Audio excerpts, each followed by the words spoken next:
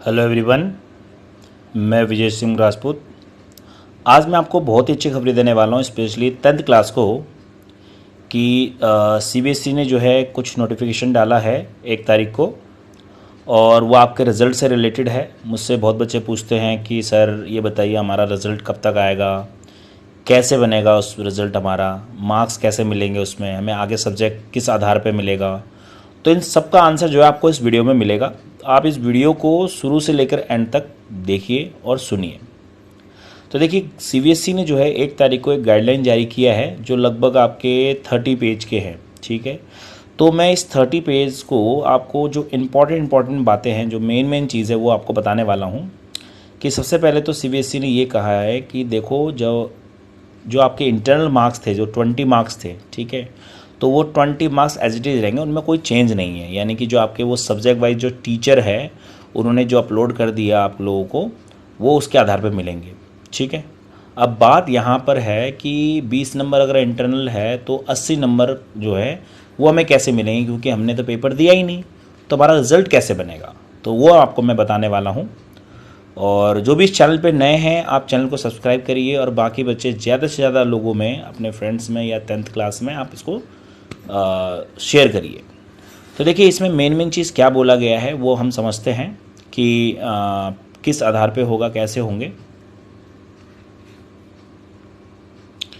तो देखो, इसमें ये बोला है कि जो आपके जो रिज़ल्ट है, यानी कि जो 20 और 80 वाला है, उसके लिए सबसे पहले क्या होगा, एक कमेटी बनेगी। ठीक है, 7 मेंबर की कमेटी बनेगी। ठीक है, जिसमें 5 जो मेंबर है वो आपके इंटरनल होंगे। इंटरनल इन द सेंस आपके स्कूल में से जो सब्जेक्ट वाइज टीचर है, मान लो एक उनमें से कोई मैथ्स का टीचर होगा, ठीक है, एक साइंस का होगा, एक सोशल साइंस का होगा, और 2 आपके लैंग्वेज के होंगे। हो सकता है हिंदी हो सकता है इंग्लिश हो, किसी किसी स्कूल में वो कोई और सब्जेक्ट, जर्मनी भी है, फ्रेंच भी है। ठीक है, तो 5 आपके स्कूल में से टीचर्स होंगे, 5 मेंबर, और दो मेंबर जो होंगे वो आपके एक्सटर्नल यानी बाहर स्कूल के होंगे, वो आपके पड़ोसी स्कूल के भी हो सकते हैं। तो 7 टीचर्स का क्या बनेगा, 7 टीचर का एक कमेटी बनेगा। अब वो जो कमेटी है, जो ये 7 मेंबर है, वो आपके जो रिज़ल्ट को जो एनालाइज करेंगे, उसी से बनेगा आपका। और वो किस आधार पे बनेगा, कैसे बनेगा, इसको हम आगे समझते हैं। ठीक है, जैसे आप ये .9 पढ़ सकते हैं। देखिए, .9 है वो कैसे होगा, as per the information collect from the school through the regional office of CBSE, school have conducted different type of number of a test and exams broadly. तो देखो, यहाँ पे कुछ कैटेगरी है, आप देख सकते हो। जैसे ए में क्या लिखा हुआ है, पीरियोडिक टेस्ट और यूनिट टेस्ट। तो जो आपके पीरियोडिक टेस्ट और यूनिट टेस्ट होते थे, उसमें जितने भी नंबर हुए थे, जितने भी टेस्ट हुए थे, उन सबको 10 मार्क्स में कन्वर्ट करेंगे। तो उन सब का जो कन्वर्ट करके जो है वो उसका 10 नंबर आपको मिलेगा।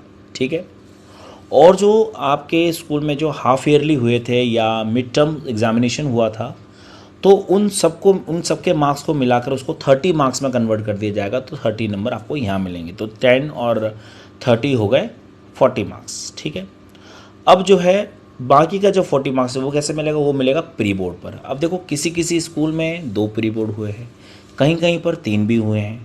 तो अब किस आधार पर मिलेंगे कि अब यहाँ बच्चे बहुत कंफ्यूज हो रहे होंगे कि सर ये बताइए, हमारा तो पहला वाला प्री बोर्ड बहुत ही बेकार था, दूसरा थोड़ा अच्छा गया था। ठीक है, कोई बोलेगा कि सर हमारा पहला बहुत अच्छा था लेकिन दूसरा ख़राब था, तो हमारा तो एवरेज में फ़र्क पड़ेगा। तो यहाँ पर बच्चों, मैं आपको एक बहुत ही अच्छी खबर देने वाला हूँ कि यहाँ पर जो है, ये जो 7 मेंबर का जो टीम है और जो आपके स्कूल है, उस पर बेस्ड होगा कि वो तीनों का या 2 का एवरेज करेंगे, या फिर उसमें जो सबसे अच्छा स्कोर रहा है बच्चों के फेवर में, वो चुना जाएगा। तो जहाँ तक मुझे उम्मीद है कि वो कोई भी स्कूल, कोई भी टीचर्स जो है वो बच्चों के दुश्मन नहीं होते, बच्चे वो बच्चों के फेवर में ही रिज़ल्ट देंगे। ठीक है, तो ये आपके लिए बहुत ही अच्छी न्यूज़ है कि आपके जो उनमें अच्छे नंबर हैं वही उनको लेंगे या एवरेज देंगे। ठीक है, जिससे कि आपका अच्छा, आपके फेवर में रिज़ल्ट आ जाए। ठीक है, और क्या है पॉइंट, देखिए असेसमेंट, और इसमें जो और जो इम्पोर्टेंट चीज़ें, ये सब जो है अभी आपको समझनी नहीं है। इन सब में जो आपकी जो मेन चीज़ है वो है, हाँ, ये वाला जो 22 वाला जो ग्रेस मार्क्स वाला, ये देखिए ग्रेस मार्क्स बाय। अब यहाँ पर है कि सर हमारा तो जो है 2 के 2, 3 के 3 प्री बोर्ड सारे नंबर अच्छे नहीं थे। ठीक है, अब ऐसा भी होगा कि आप में से मान लो कोई जो है बहुत ही मतलब नंबर अच्छा नहीं लाए, तो वो क्या होगा। तो तो यहाँ पर मैं आपको उनको बता दूँ कि यहाँ पर जिन बच्चों के कुछ मार्क्स रह जाएंगे, कम नंबर आएंगे, उनको स्कूल की तरफ से ग्रेस मार्क्स भी मिलेगा, यानी कि आपको एक्स्ट्रा मार्क्स भी उसमें ऐड कर देंगे जिससे कि बच्चा पास हो जाए, ठीक है। तो ये बहुत ही अच्छी न्यूज़ है आपके लिए, है ना।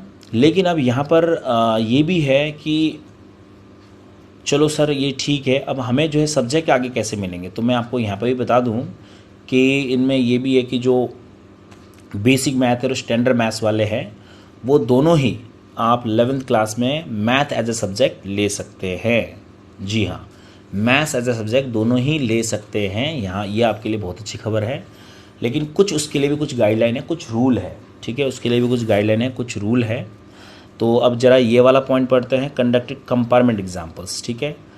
तो यहाँ पर लिखा हुआ है कि after declaration of result school will conduct an objective type offline compartment examination based on sample questions papers provided by the CBSE. After the assessment school will upload the marks on CBSE portal for declaration of result. तो देखिए ऐसा भी हो सकता है कि भाई कोई बच्चा ऐसा हो जिसने ना कोई टेस्ट दिया हो, ना कोई पीरियोडिक टेस्ट दिया हो, ना प्री बोर्ड दिया हो, मतलब उसके नंबर ही नहीं है।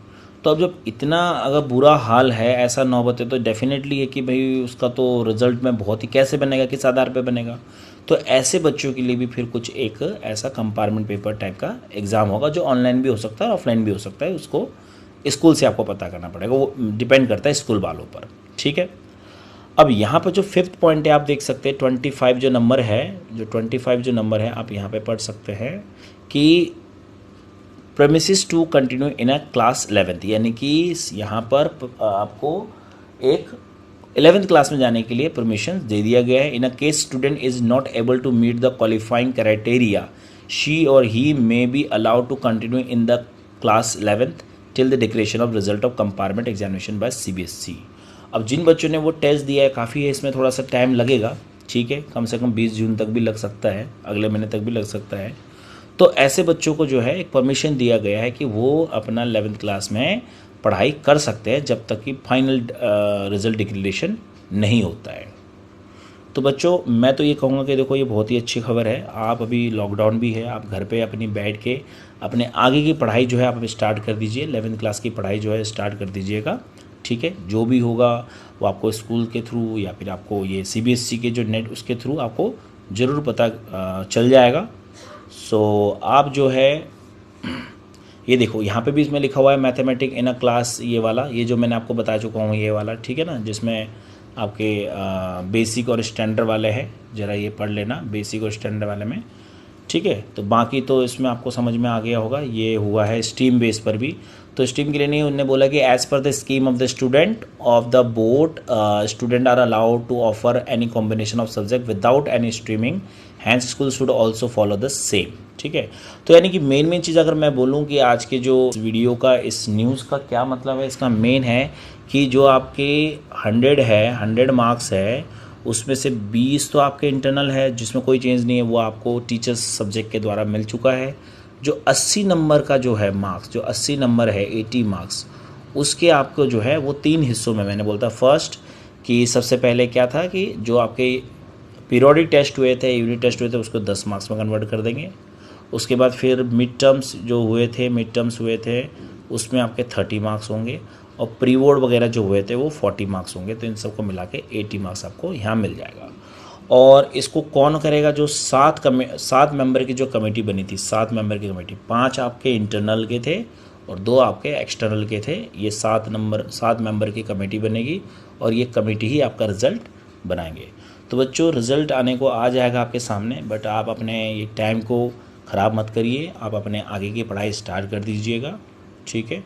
चलिए।